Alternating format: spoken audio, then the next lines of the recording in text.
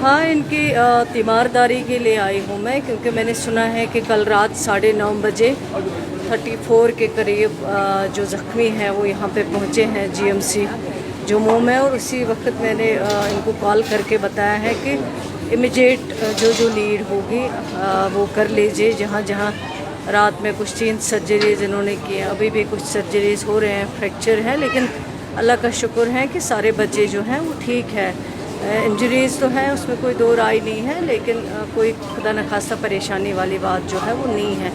तो 1-2 बच्चे जो हैं वो सीरियसली इंजर्ड हैं, तो उनके ऑलरेडी जो है चल रहा है केयर। क्या क्या नीड होगी आगे वो हेल्थ वाले यहाँ जो डॉक्टर्स हैं वो अच्छी तरह उनको ट्रीट कर रहे हैं। मैम, इंजर्ड बच्चों से आपकी बात हुई थी, उन्होंने बताया कि ट्रीटमेंट ठीक चल रहा है। हर एक ने सेटिस्फेक्शन से कहा है कि ट्रीटमेंट जो है वो बहुत अच्छे से हो रहा है। और जिस टाइम पे वो हॉस्पिटल में आए उनका पूरा ध्यान रखा गया है। उनको जो इमीडिएट हेल्थ केयर की ज़रूरत है वो डॉक्टर साहिबान ने यहाँ पे दिया है। और ख़ासकर जो उनके अटेंडेंट साथ में थे उनके लिए भी जो है केयर किया गया है, चाहे वो उनके खाने की बात हो या उनको रखने की बात हो।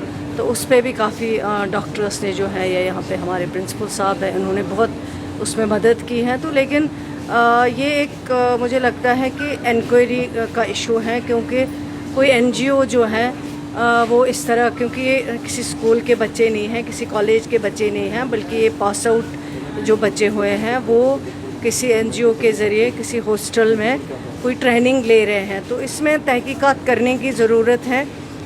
अगर वो ले रहे हैं तो उनको उस तरह की फैसिलिटी भी उनको फराहम करनी चाहिए, क्योंकि एक छोटे से मेटाडोर में जहाँ 20 लोग बैठ सकते हैं, वहाँ अगर आप 50 को बिठाएंगे, ओवरलोड करेंगे और फिर ड्राइवर भी मिसिंग है, तो आपको ये चीज़ें फिर ख्याल रखनी होती है। अगर आप किसी के बच्चे को बुलाते हैं वहाँ पे ट्रेनिंग देने के लिए या वहाँ पे कोई कोर्स करने के लिए, तो उसके लिए जो है फैसिलिटीज़ आपको भी उस तरह की रखनी चाहिए। खुदा न खास्ता अब अल्लाह का शुक्र है कि सब बच्चे खैरियत से हैं, लेकिन मान लीजिए कोई इस तरह का हादसा हो जाता है, बड़े बड़े बच्चियाँ हैं यहाँ पे आई हुई हैं, तो क्या हाल हुआ होगा इनके घर वालों को भी जब उन्होंने रात को 9:30 बजे ये खबर सुनी होगी।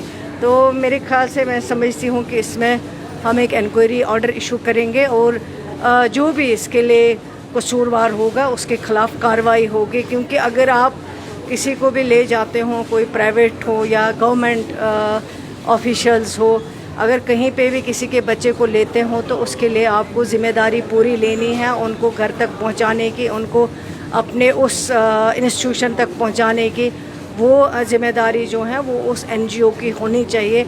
इस तरह ओवरलोडेड जो मेटाडोर है उसमें बिठा के या जो भी गाड़ी थी उसमें बिठा के, और ड्राइवर अभी तक जो है वो मिसिंग है, ड्राइवर ने कोई रिपोर्ट नहीं किया है ड्राइवर कहाँ पे है।